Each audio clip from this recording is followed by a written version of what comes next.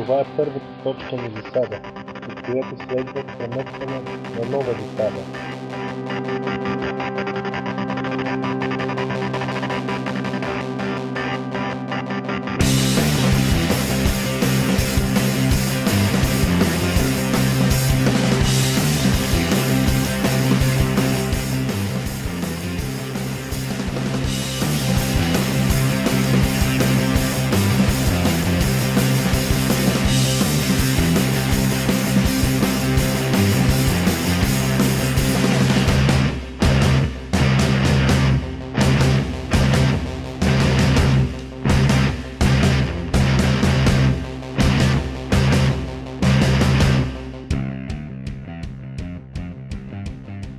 Ето я втората засада на същия милиционер, отново на кръстовище, отново без видимост, естествено незаконна, а забележете и джипът, с който се разминавам, каква скорост минава, но за него няма закони, както и за полицая, който нарушава закона.